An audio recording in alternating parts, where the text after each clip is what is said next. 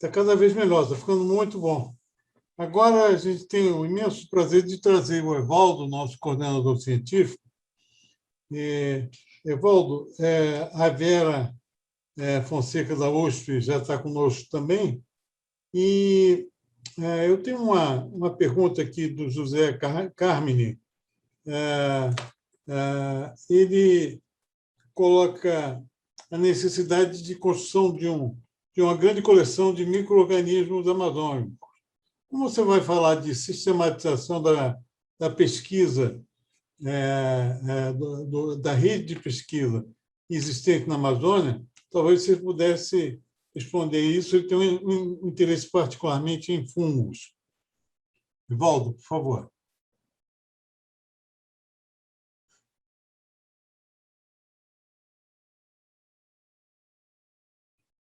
Evaldo?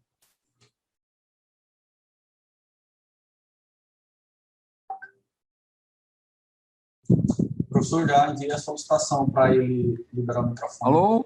Opa, professor Evaldo? Oi. Nos ouvindo. Você ouviu o que a gente falou? Não, eu estava numa outra ligação com o ministro aqui, não deu não, desculpa. Não, rapidão.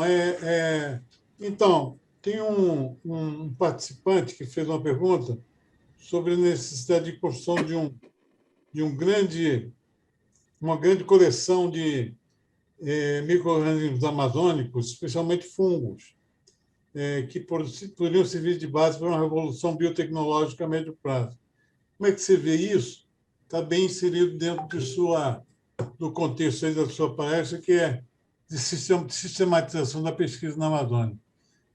Evaldo, você podia melhorar a sua câmera? A gente está vendo só a parte de cima desse cruzeirense aí. Pronto.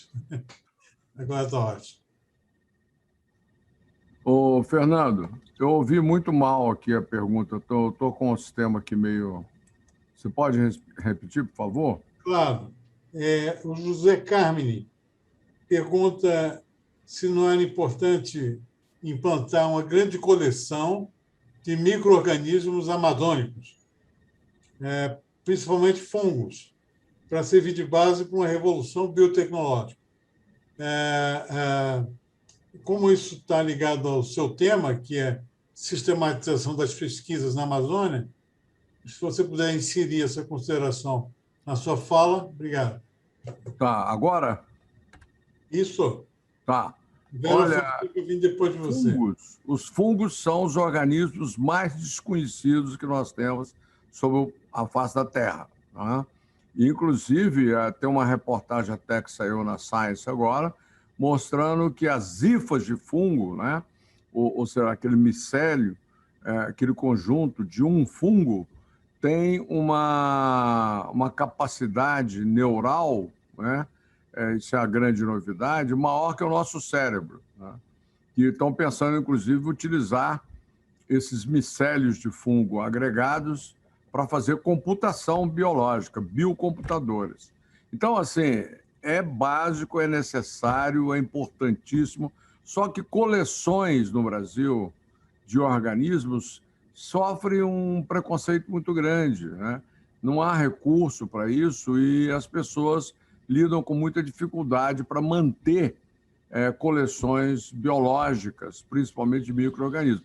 Necessário é importantíssimo, é básico conhecer, e ainda mais que os fungos são os menos conhecidos do que bactérias, do que vírus, do que todos os outros micro-organismos.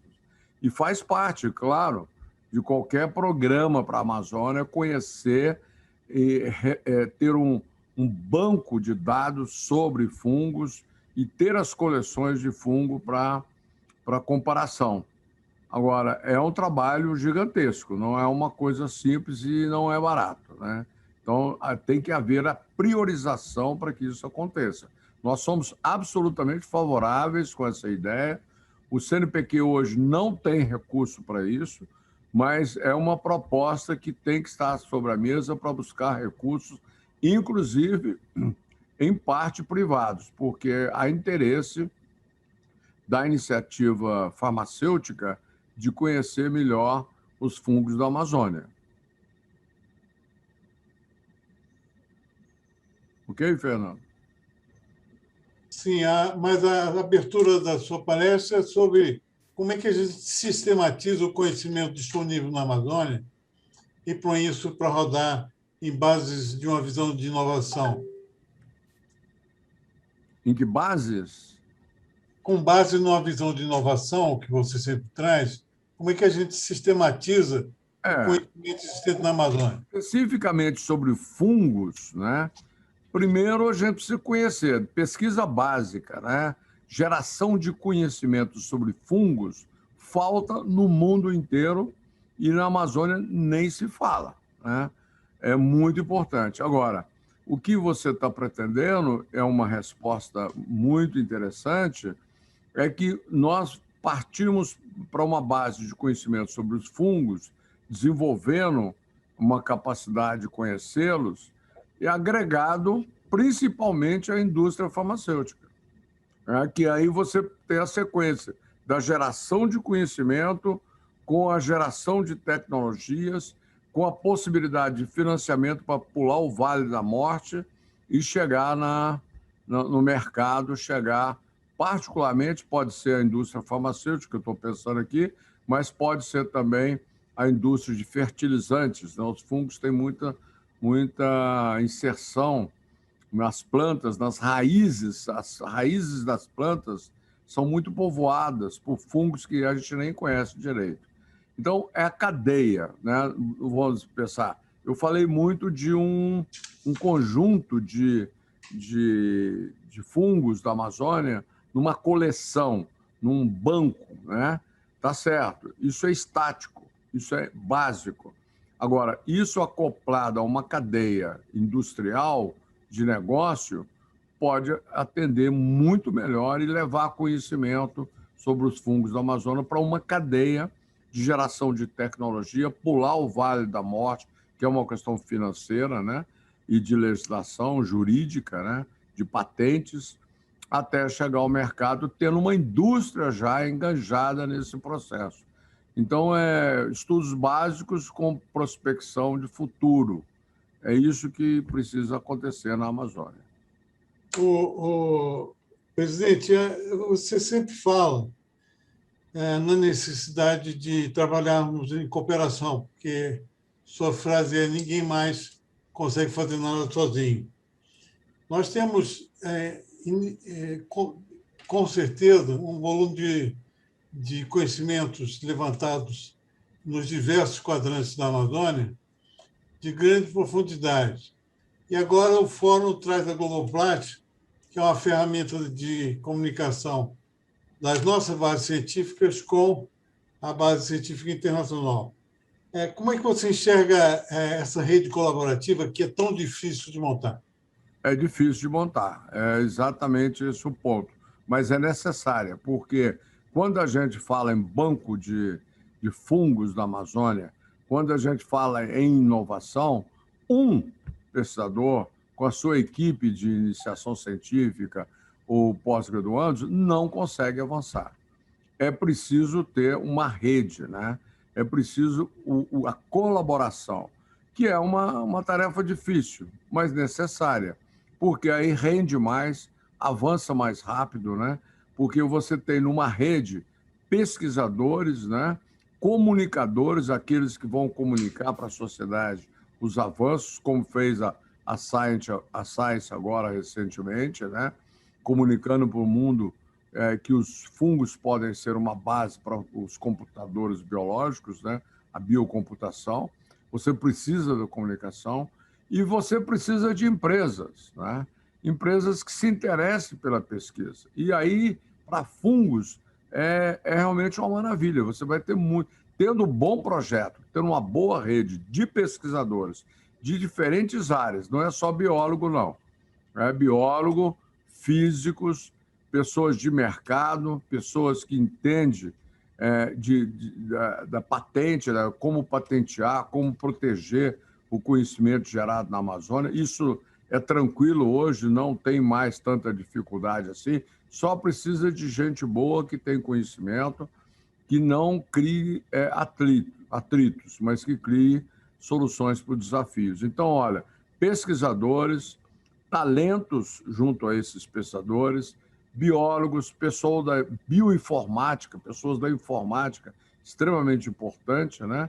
Aqueles de negócio, pessoas de negócio ligadas às empresas ou não, e pessoas que podem financiar estudos, porque só o poder público hoje está muito pouco provável no Brasil, mas tem dinheiro público para isso também, só que não é suficiente, por isso precisa encantar as empresas. E eu estou falando aqui empresas do agronegócio, da fertilidade do solo, né? Bioinsumos, né? Que a ministra Tereza Cristina tanto fala, e também pessoas que estão ligadas à indústria farmacêutica, que tem um vivo interesse nessa questão dos fungos. Porque os fungos são os mais difíceis de serem controlados quando é necessário, em caso de doenças, né? Então, tem aí moléculas que a gente não conhece, que são princípios ativos que podem ser de fármacos, né? Isso, Fernando. O Evaldo, A Globoplat, ela atende a um princípio básico da formação das redes, né? Porque através dela você vai conhecer o que o mundo está fazendo, né? O que o Brasil está fazendo, e pode fazer interação para a criação dessas redes de colaboração. Isso. E o Kyle Texter, que você trouxe para o nosso debate hoje, de Edinburgh, é uma demonstração disso. Fica claro que é preciso trocar mais informações sobre a realidade da Amazônia com quem tem essa expertise vista de fora, né? Eu vou passar a palavra para a Vera Fonseca, que é pesquisadora da USP. Depois a gente volta a fazer um encerramento com você, com uma visão mais ampla sobre o sistema de pesquisa no Brasil e na Amazônia em particular, e com a participação do ministro Paulo Neto também. Pode ser? Pode ser, claro. Vera, por favor. O Wesley, você pode botar a apresentação da Vera? Já posso. Professora Vera, a senhora quer que a gente coloque ou a senhora vai colocar? A senhora tem mandado um e-mail para mim, né? Eu já coloquei. Será que chegou? Ainda não. Tem um botão verde, compartilhar a tela aí embaixo. Eu já pus. Um minutinho só. Ainda não apareceu. Chegou ou não? Ainda não. Se a senhora quiser, a gente apresenta aqui, sem problemas. Por favor. Põe que está com você, então, por favor. Pronto, já está aqui na tela, então, tá? Tá bom, tá, obrigada. Então, em primeiro lugar, eu gostaria muito de agradecer esse convite, ainda mais uma sessão tão honrosa com o presidente do CNPq e com todos os que me procederam, são amigos de muitos anos, e eu tenho muito prazer em ter essa oportunidade hoje de falar um pouco sobre polinizadores com vocês. Então, na verdade, a questão polinizadores e a questão do uso de abelhas para o desenvolvimento é muito importante. Então, por isso, eu gostaria de tocar nesse assunto. Em primeiro lugar, falar sobre toda a relação que existe entre o desenvolvimento e as abelhas e os ODS, de um modo geral. Então, no próximo slide, por favor. Então, abelhas e desenvolvimento já foram avaliados por vários organismos diferentes. E nesse trabalho que saiu esse ano no Ambio, ele fala de que maneira os estudos de abelhas entram nos SDGs de modo geral. A polinização é o mais importante deles, ou é o papel mais global ligado à agricultura, e o valor da polinização já é bastante avançado, bastante grande, quantificado em várias espécies de plantas, como eu vou mostrar daqui a pouco. Mas trabalhar com abelhas significa ainda uma importância grande na nutrição, nos medicamentos, através de própolis, pólen, mel, e as plantas polinizadas têm maior valor nutritivo do que as não polinizadas por agentes bióticos, que é um assunto muito interessante e em desenvolvimento. As comunidades podem ser inclusivas através de meliponicultura e de manejo de polinizadores. Para os biocombustíveis, já foi verificado que melhora a qualidade do óleo do biocombustível se as plantas são polinizadas por agentes bióticos. A conservação da floresta é bem ligada a polinizadores, assim como sua recuperação. Os ecossistemas saudáveis e diversificados também, né? E a gente tem muitas oportunidades econômicas, muitas. Elas vão desde a polinização e todas as suas consequências, até a inovação, a bioprospecção e as inspirações para as comunidades. Como inovação, a gente pode ter uma biomimética muito diferenciada, com várias espécies de abelhas que encontraram soluções muito interessantes, aliadas a micro-organismos que cultivam, para poder chegar a uma outra possibilidade aí da gente descobrir alguns mecanismos de atingir, por exemplo, assuntos de dissecação e outras coisas mais. E como bioprospecção, porque as espécies de abelhas, de acordo com o seu tamanho, tem um raio de ação muito diferenciado, e a partir disso nós podemos estudar quais são as espécies de interesse médico, de interesse farmacológico, de interesse nutricional que ocorrem numa região. Então, no próximo slide, a gente já vai passar para o próximo assunto, que é a importância econômica das abelhas no mundo, na polinização de modo geral. O trabalho do PBS de assessment, de avaliação dos polinizadores, ele mostrou que há várias maneiras de a gente avaliar isso, e que o valor global da polinização ia de 234 bilhões de dólares a 575 bilhões de dólares por ano. E também nós pudemos, existe um mecanismo, existe uma regra de como a gente faz isso, a gente busca qual que é a importância daquela espécie, daquela cultura, se ela é beneficiada ou não pela polinização, e faz uma conta, contando qual a distribuição dessa planta, quanto que rende, e qual a porcentagem de apoio da polinização.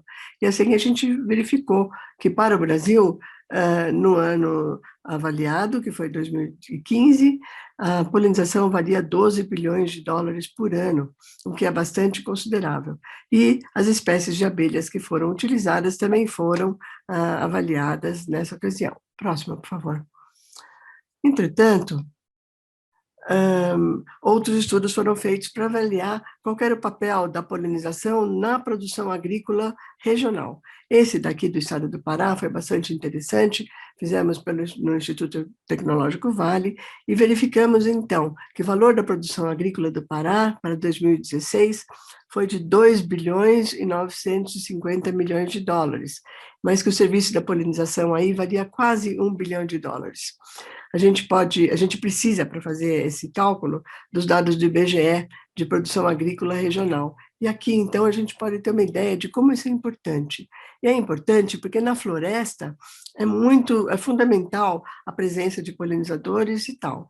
Então, foi feito um estudo muito interessante, que foi publicado no Journal of Applied Ecology, contando com diferentes paisagens, 16 tipos de paisagens diferentes, e qual que era o valor do entorno da paisagem na produção de açaí.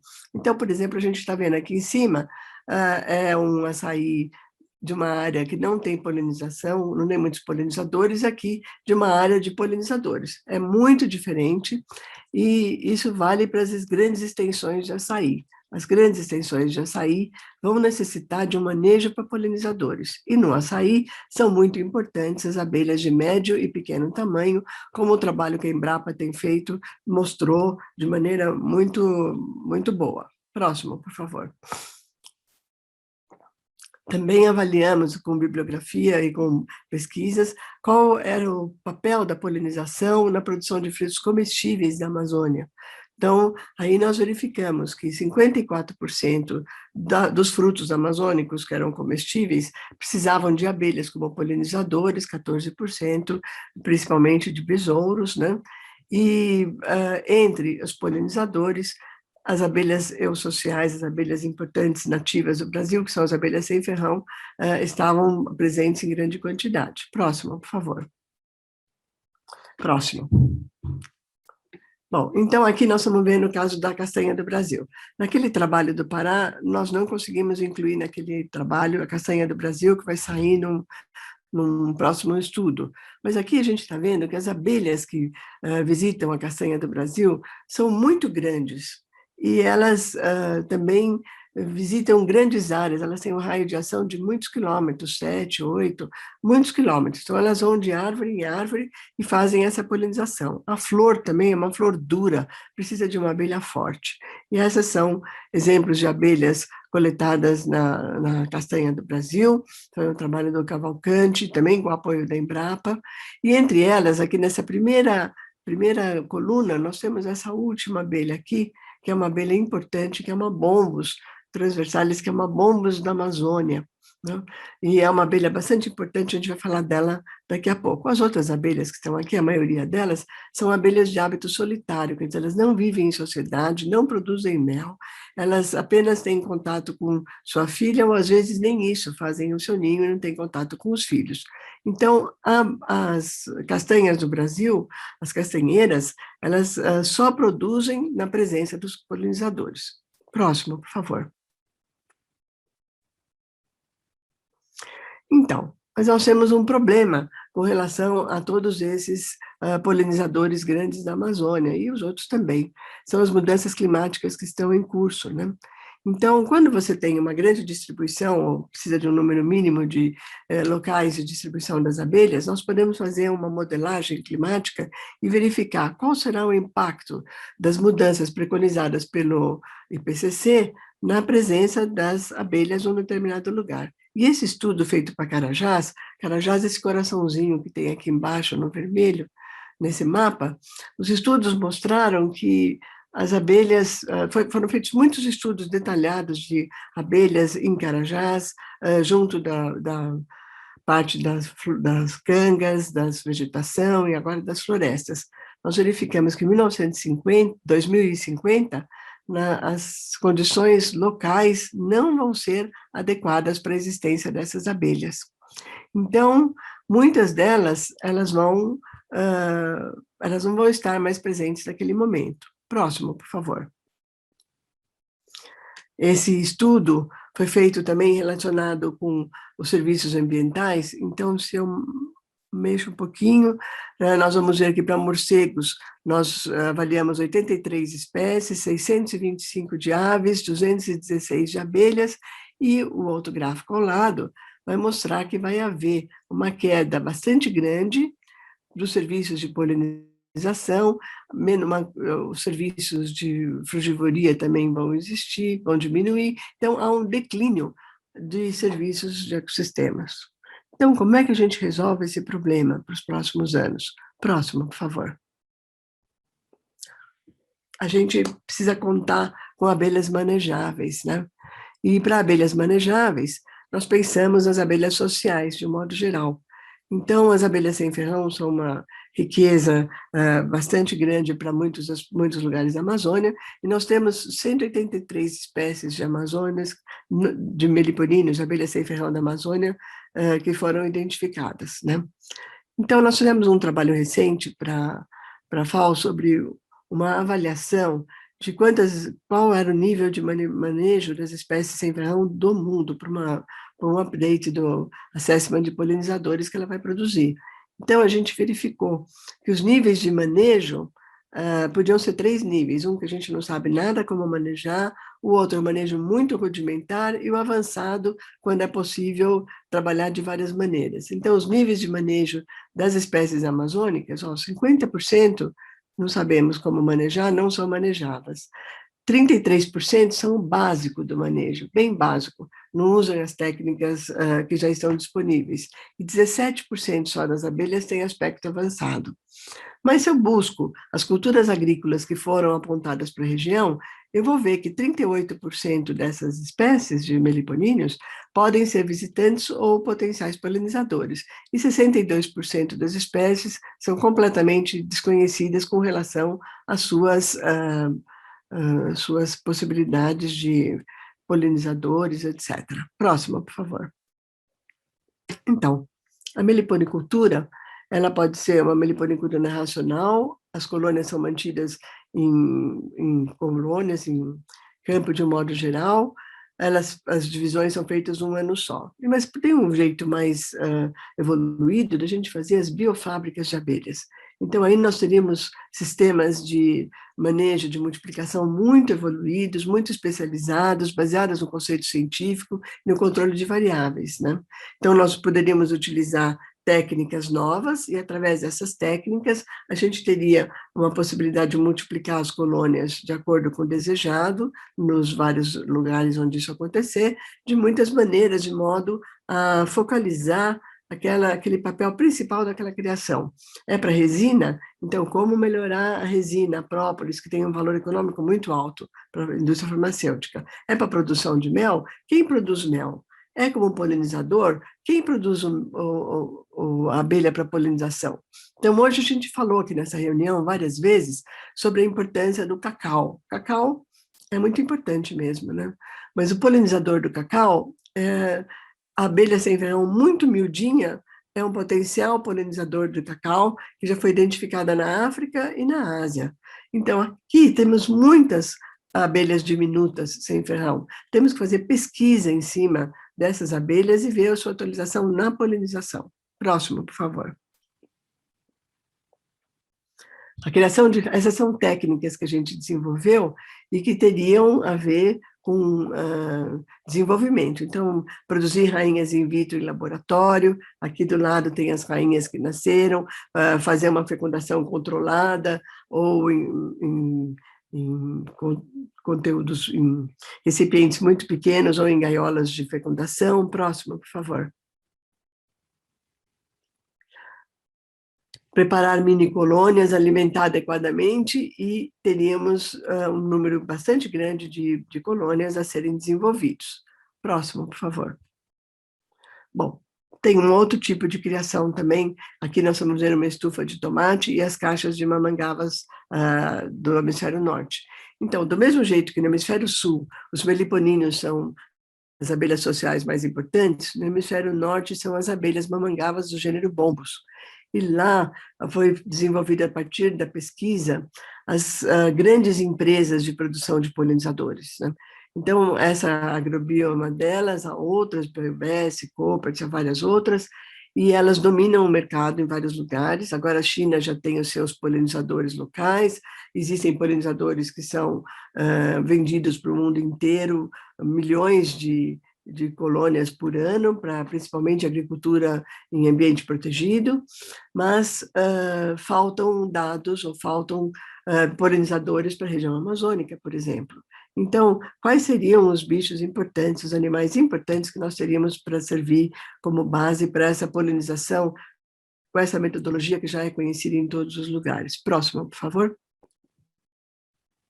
Então, esses são 2 mapas do CRIA, mostrando a ocorrência dos polinizadores, dos bombos em todos os lugares. Tem 2 bombos que ocorrem na Amazônia, o Brevivilus, que tem grande expansão na América Latina, e tem o Transversalis, que é um bombus que ocorre na região amazônica, aquele que eu mostrei para vocês na castanha do Brasil, e que é um potencial muito grande para empresas, para biofábricas muito desenvolvidas, que rendem milhões de dólares por ano, mas que ainda é um trabalho que precisa ser desenvolvido com pesquisa e com muito cuidado antes de poder se tornar uma realidade. Então, para resumir, então, as abelhas sem ferrão são nossa grande esperança.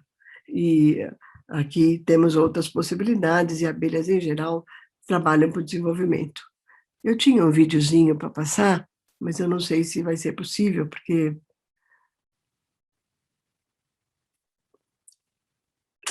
Professora, estou um pouquinho em cima da hora, mas... Vamos parar. Depois eu deixo disponibilizado aí no site, é um vídeo de 1 minuto e meio. No Fórum Futuro, todas as apresentações e todos os vídeos, tá? Tá bom. E daí fica bom, porque vocês podem ver o que é a criação de abelhas para a pequena população, e tudo é um vídeo de 1 minuto e meio que a gente apresentou lá no IPBS, no Stakeholder Day, e ele foi bem aceito. De qualquer maneira, agradeço muito a oportunidade de falar com vocês sobre polinização, porque esse é um assunto que ainda o Brasil, apesar de ter tido liderança na pesquisa nessa área, ainda não está aproveitando de toda a sua potencialidade. E é esse o convite que eu faço a todos. Olhem com cuidado esse bioinsumo, que é muito importante e disponível no nosso ambiente. Muito obrigada. Nunca mais vou comer uma castanha do Pará sem pensar nas abelhas. Isso mesmo. Vera, espetacular a sua palestra, a sua fala, o seu trabalho, muito bacana, muito, muito, muito. Sensacional, como todos os trabalhos que você faz, né? A sua liderança na ciência e particularmente na questão das abelhas, né?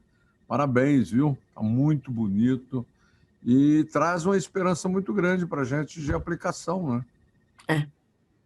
Muito grande. E ainda mais levando em consideração a Amazônia, né?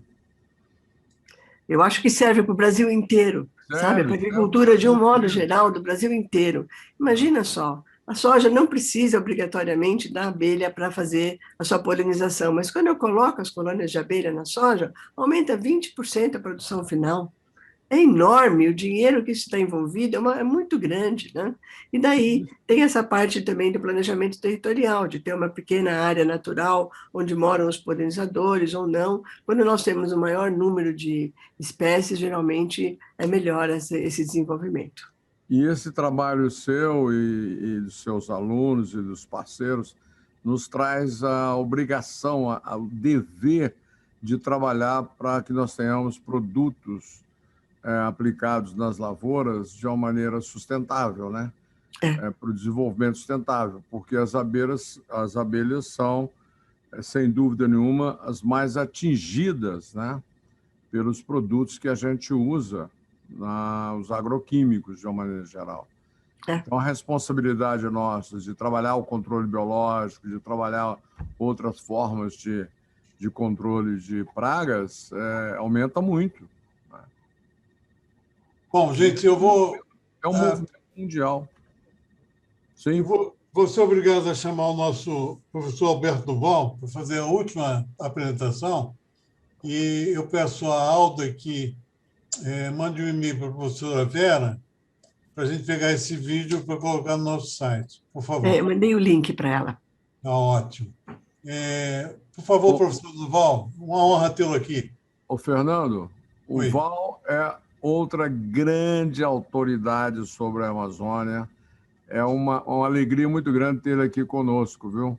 É uma fala que a gente vai ter que guardar, igual a da Vera também, para refletir mais depois, porque tem muito conhecimento aí. Né, Val? Muito obrigado.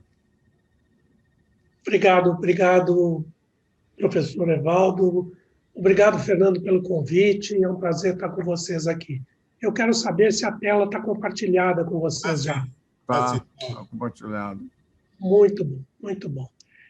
Eu quero, de pronto, já deixar meu e-mail aqui no cantinho para vocês. Qualquer coisa, por favor, deixem-me saber que eu tento responder as questões. Eu tenho aqui também o Twitter, onde eu tenho postado um bocado de coisas, inclusive algumas daqui que a gente vai conversar hoje. Aqui, bem rápido, deixa eu ver se eu não estou conseguindo avançar aqui. Deixa eu ver. Pronto. Eu acho que um primeiro aspecto fundamental disso que a gente está conversando é saber o que é a Amazônia. A Amazônia é um vasto conjunto de ambientes, tá certo? E a gente precisa saber um pouquinho sobre isso, né? Eu gosto sempre de mostrar esse slide, né, da história da Amazônia. A Amazônia é uma história de movimentos tectônicos e de mudanças climáticas. Isso foi o que aconteceu desde o início do levantamento dos Andes, nesse painel letra A aqui, há cerca de 65 milhões de anos atrás. De lá até hoje, essa região foi enfrentando movimentos tectônicos que continuam acontecendo ainda hoje e de mudanças climáticas. Isso, quando a gente pensa do ponto de vista da biodiversidade, dos organismos que habitam essa região, a gente tem um conjunto imenso de informações que foi sendo concentrada no genoma desses organismos. Essa informação não tem valor. É uma coisa estupenda e conhecemos quase nada sobre isso. Muitos desses organismos que vivem na Amazônia conseguem hoje, por conta dessa história, responder aos desafios ambientais que estamos vivendo. O outro aspecto importante é o tamanho da Amazônia. A Amazônia se estende por todos os países do norte da América do Sul, ocupa quase 60% do território brasileiro, tá certo? E aqui, a Amazônia brasileira, desde lá, as regiões de transição ecotonais lá do Maranhão, Tocantins, Mato Grosso para cima, nós podemos plotar na mesma escala aqui a Europa todinha. O que eu quero deixar de mensagem deste slide para vocês é o seguinte: pensar na Amazônia exige escala, precisa incluir a escala amazônica quando a gente pensa na Amazônia. E é neste ambiente que a gente tem uma diversidade imensa. É claro que eu valorizei aqui os peixes, né? São perto de 3.000 diferentes espécies da Amazônia, né? Desde o gigante pirarucu, a gente vai falar dele mais tarde, mas eu queria destacar essas mini criaturas que a gente tem na Amazônia, chamadas peixes ornamentais, que estão nos aquários do mundo inteiro e que tem uma fonte de renda extremamente importante para a Amazônia. É claro, se formos para o lado dos fungos, uma variedade sem precedentes, árvores e assim sucessivamente. Concentrei-me aqui nos peixes por conta da importância deles para a segurança alimentar. E também não podemos esquecer que a Amazônia não é só uma diversidade ambiental e biológica, mas é um lugar de uma imensa população. São 25 milhões de pessoas vivendo apenas do lado brasileiro da Amazônia. São cerca de 40 milhões no bioma no total. E com uma intensa e ampla identidade regional. Todo o bioma tem um baixo índice de desenvolvimento humano, mas tem uma matriz cultural comum. E essa região abriga mais de 300 grupos indígenas. Sobre o etnoconhecimento desses grupos indígenas, nós conhecemos ainda muito pouco. Algumas das línguas sequer foram dicionarizadas. Tem uma baixa densidade demográfica na região, uma parte das populações estão nas grandes cidades da Amazônia. Manaus, por exemplo, uma cidade mais de 2 milhões de habitantes, e tem uma alta, como estou dizendo, concentração urbana. Portanto, se a gente pudesse resumir isso aqui, deixar uma mensagem, a Amazônia é um eldorado de diversidades ambiental, biológica e cultural. E aí, quando eu estou falando da diversidade cultural, é muito importante que a gente traga esta questão para o desenho dos sistemas de economia para a região. A ONU tem alertado que a produção de alimentos está ameaçada pela perda da biodiversidade. Quando nós interagimos com o ambiente, sem dúvida nenhuma, nós deslocamos a diversidade biológica desses ambientes. E esse deslocamento, ele não só leva à extinção de algumas espécies, mas a gente sabe agora que é também muito perigoso para a saúde humana de uma maneira geral. Acabei de publicar um trabalho sobre o que está escondido na floresta no que se refere a vírus. Uma revisão importante. Não nos assustemos com novas pandemias que podem vir das intervenções que fazemos de forma descuidada nos ambientes. Esses ambientes escondem informações que são tão relevantes para esse aspecto, como também para melhorar a produtividade da agricultura no Brasil. As cadeias de valor a partir da biodiversidade são fundamentais para a inclusão social e para a geração de renda. Mas é importante entender que esse processo do aproveitamento natural é apenas o primeiro degrau de uma escada que precisa ser trilhada para que a gente possa incorporar tecnologias modernas nos processos produtivos. Eu tenho 3 fundamentais para discutir aqui rapidamente. Representam negócios importantes. Primeiro, o que nós temos chamado de rematamento da Amazônia, tá certo? Para poder fazer uma restauração das áreas degradadas da Amazônia. É impossível fazer uma restauração completa, um rematamento completo. Mas é preciso a gente considerar que quase 300 milhões de pessoas vivem em terras adequadas para a restauração florestal nos trópicos. E cerca de 1 bilhão dessas pessoas vivem em cerca de 8 quilômetros de tais terras. Isso tem imensas implicações econômicas e a gente precisa entender isso. Quais são os processos para a gente poder fazer essa restauração dessas áreas degradadas? Tenhamos em conta que, ao restaurar paisagens degradadas, existem novas oportunidades que precisam, na realidade, ser exploradas nos vários aspectos. Recomposição de serviços ambientais, sustentabilidade e produtividade, redução de fogo, diminuição de amplitude entre cheias e vazantes, que tem continuamente aumentado na Amazônia, segurança alimentar e inclusão social e a redução da vulnerabilidade a novas zoonoses, como eu disse. Nós já temos expertise nisso. Lá na Exalc, nós temos um grupo muito forte trabalhando com a parte de restauração florestal.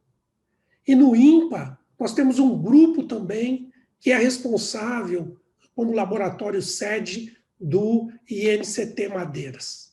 Muito daquilo que cai naturalmente na floresta representa um ganho econômico extremamente importante. O segundo ponto são as cadeias de valor da Amazônia. São muitas delas.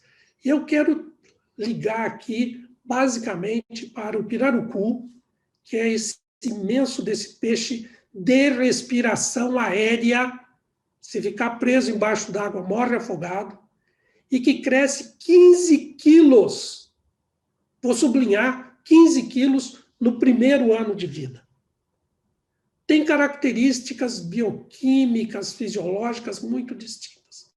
O tambaqui, que é um dos peixes mais apreciados na Amazônia, tá certo? E que é capaz de expandir os lábios que eu estou mostrando aqui em cerca de 2 horas quando está exposto a condições ruins de oxigênio. Ele usa esses lábios para captar a fina camada da superfície da coluna d'água, que é mais rica em oxigênio. E uma série de cadeias considerando as frutas tropicais. Há um projeto apoiado pela FAPEAM e pela FAPESP, que envolve o INPA e a FEA, a USP, que está estudando essas cadeias de valor da Amazônia. O grande problema das cadeias de valor da Amazônia é a fragmentação delas. E os desafios, como a gente já viu aqui, não estão só na produção. A gente até é capaz de fazer uma produção bastante razoável, mas os desafios estão na complementariedade das cadeias de valor, e se referem, por exemplo, ração para a produção dos peixes, energia elétrica, gelo, transporte, a cultura dos centros consumidores, da forma em que elas interferem nos centros produtores. Eu lembro aqui desse estudo que fizemos da produção de peixes em canais de igarapé. 20 metros de canal de igarapé na Amazônia, e o que não falta é canal de igarapé na Amazônia, com meio metro de profundidade, pode produzir até 1.000 quilos por ano. Se uma família de 4 pessoas que pode tomar conta de um espaço desse consome 100 quilos por pessoa por ano, sobram 600 quilos que podem ir para uma cooperativa. Quantas toneladas poderiam ser produzidas nos canais de igarapé na Amazônia?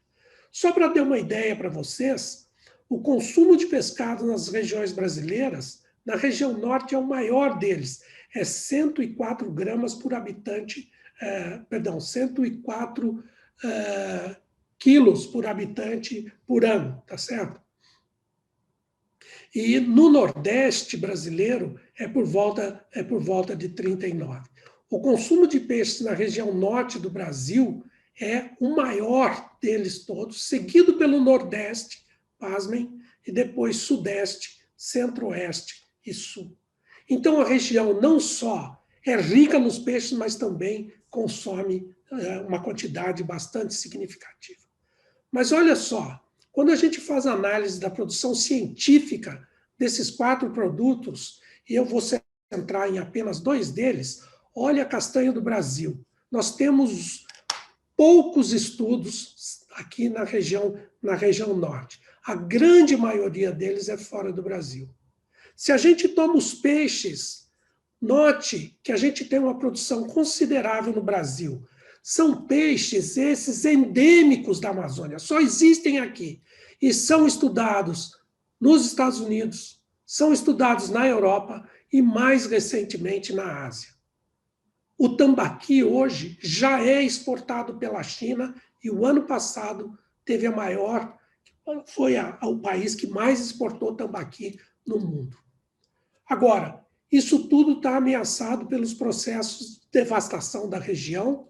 Nós temos acompanhado isso muito intensamente nos últimos dias. E o grande problema é que desmatamento significa aumento das mudanças climáticas. Na Amazônia, isso significa águas mais quentes, águas mais ácidas e menos oxigênio, o que pode interferir de forma muito significativa na produção dos peixes. Um estudo que fizemos recentemente mostra que os caracídeos, que são os peixes utilizados na alimentação, várias espécies são caracídeos, têm uma tolerância térmica crítica da ordem de 32 graus Celsius. A temperatura média, a média das máximas do Rio Negro hoje está por volta de 31 graus Celsius. Então, isso representa uma vulnerabilidade significativa desses organismos.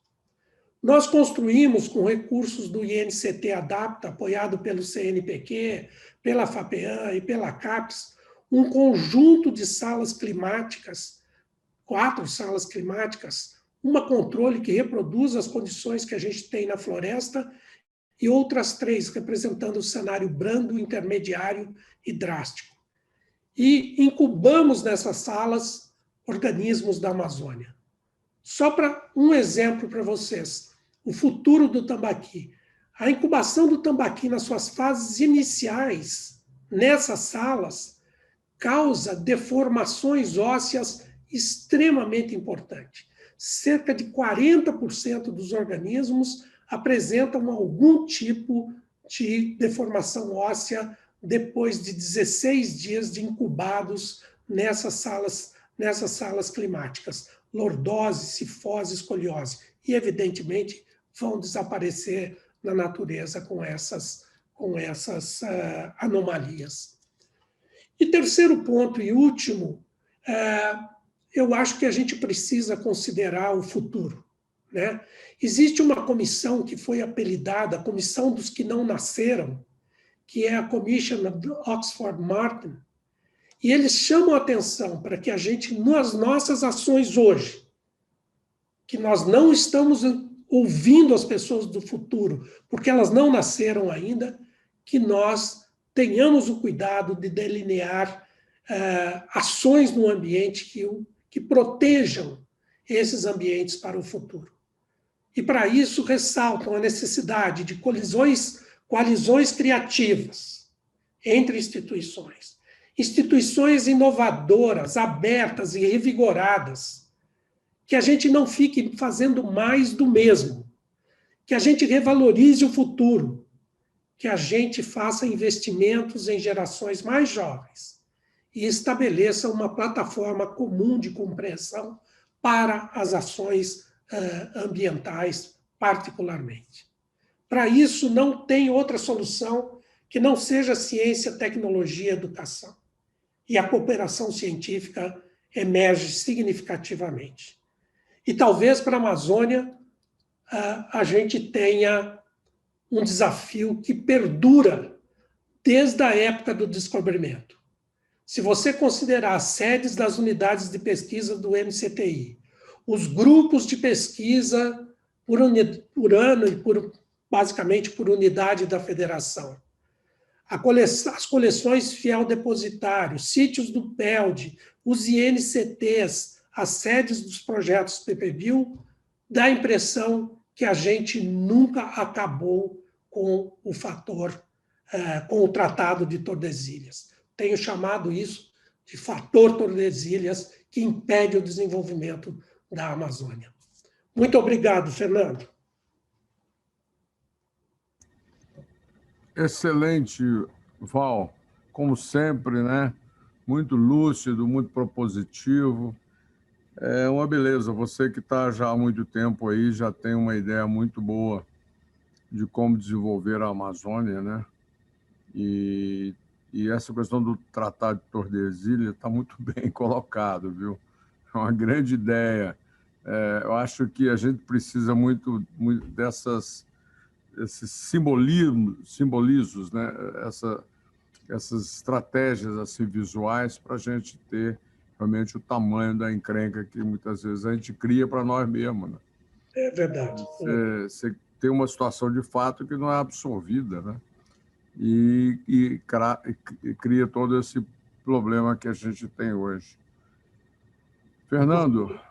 Adalberto, vamos chamar o senhor para o nosso debate de diálogo sem sociedade, porque as suas imagens são ótimas. Agora, para a gente encerrar esse dia de Amazônicos Conhecimentos, eu vou pedir ao Siqueira, que organizou o painel da tarde, para fazer um breve resumo, depois do Evaldo, e o ministro Paulinelli finaliza o nosso dia, por favor. Siqueira. Pois não. Obrigado pela oportunidade. Então, quando nós organizamos esse painel, o nosso foco era buscarmos possibilidades, processo de desenvolvimento baseado em ciência. E eu acho que nós fizemos uma viagem magnífica no bioma Amazônia. Nós pudemos ver as oportunidades, os problemas, os desafios de fato, casos de sucesso, casos de fracasso e diversos caminhos a seguir foram apresentados, né? Vimos boa parte do que nós conhecemos, mas também do que não conhecemos. E isso acho que é parte do desafio. Mas é isso que nós precisamos para aterrissar o nosso projeto Biomas, né?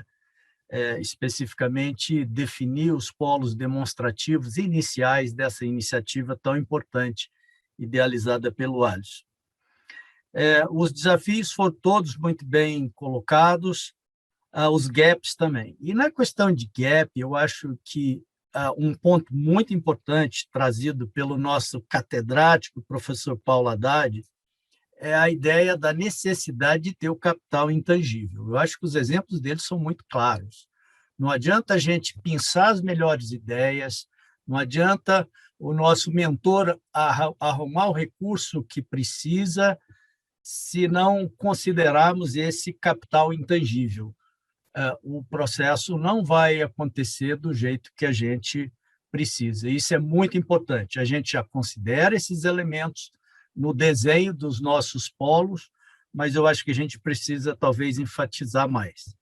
Ouvimos muita coisa interessante, né? Primeira vez que eu ouço o termo rematamento. Muito legal, viu, Val? Eu acho que é uma perspectiva legal.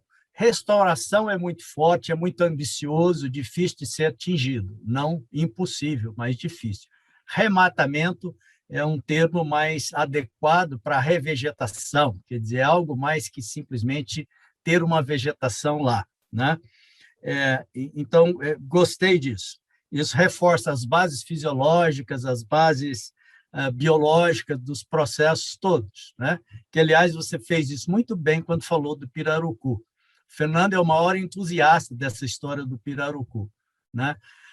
A gente viu hoje do pessoal do Sebrae, do Jutsu também, apresentações muito interessantes sobre essa possibilidade dessa cadeia do pirarucu. Mas a gente entende que tem desafios também, porque ela é basicamente fundamentada ainda na pesca manejada. E eu acho que o maior desafio para a gente preservar a espécie, escalonar esse processo, essa cadeia de produção, é a produção disso em escala em cativeiro. E os desafios estão aí colocados, a gente vai correr atrás deles. Então, a outra questão importante é que parece uma ironia, né? Vocês viram no meu primeiro slide de que tudo isso que a gente está fazendo é no sentido de buscar estratégias para mitigar os impactos do aquecimento global, das emissões.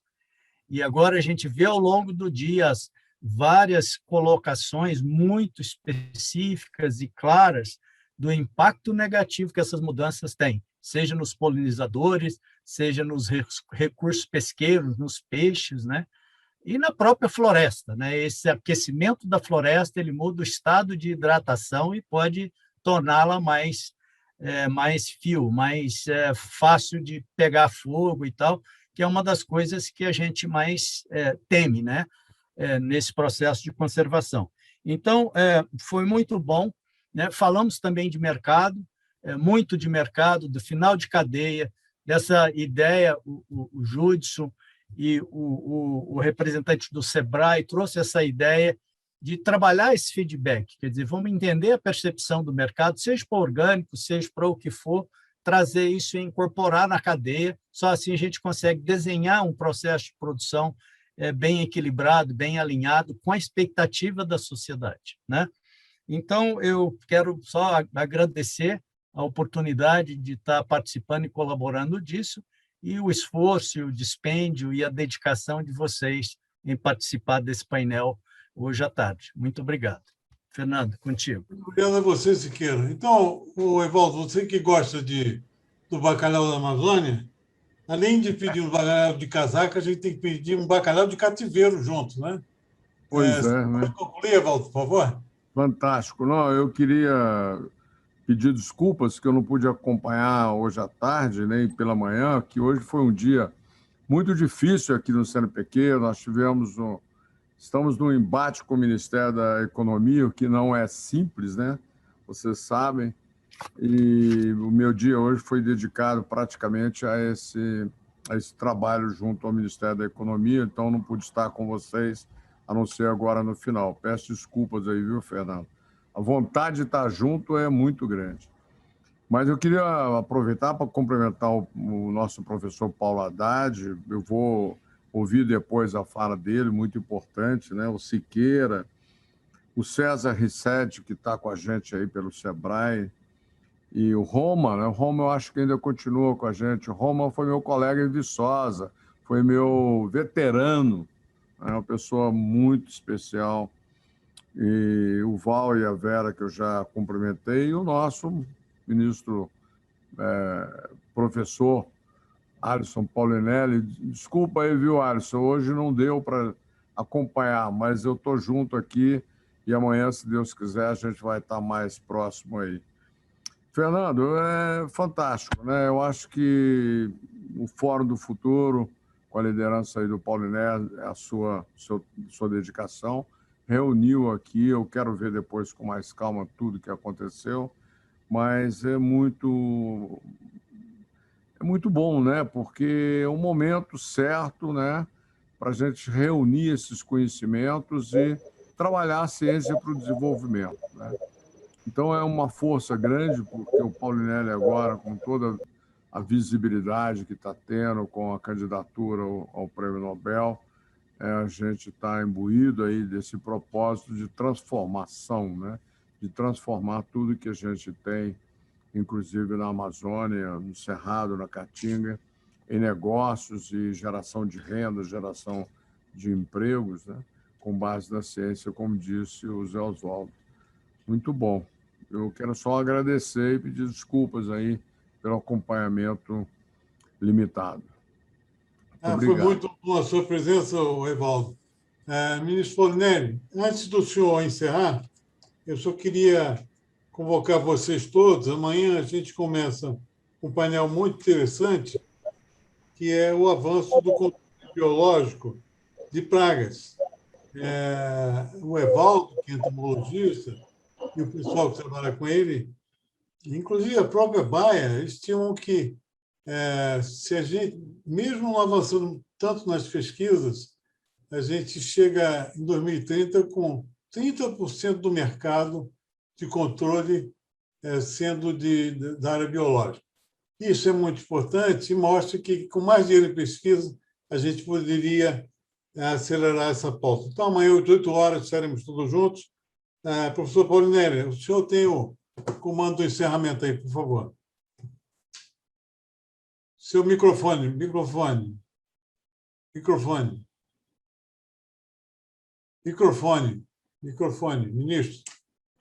Ministro. Ok. Acho que agora aceitou. Oi, vamos lá. Olha, eu realmente estou altamente motivado pelo que eu ouvi aqui. E eu só tenho para os companheiros que estão nos ajudando, participando, trazendo conhecimentos, esclarecimentos e soluções, eu tenho uma recomendação.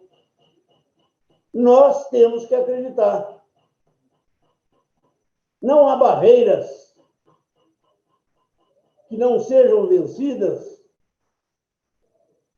sem que haja uma ideia-força. Esta ideia-força é a mola para mover montanhas. E é isto que eu estou cada dia mais ciente. A mudança não se realiza sozinha. A mudança não se realiza só no outro. A mudança se realiza por nós juntos. Esta é a mensagem que eu posso deixar. Ministro, então, muito obrigado a todos vocês. A gente espera encontrá-los amanhã de novo, vai ser um dia bastante rico também, igualmente a este dia de hoje, e todo esse material oportunamente estará no site do Fórum do Futuro à disposição de vocês. Professor Durval, professora Vera Siqueira, muito obrigado, Evaldo, um abraço, até amanhã.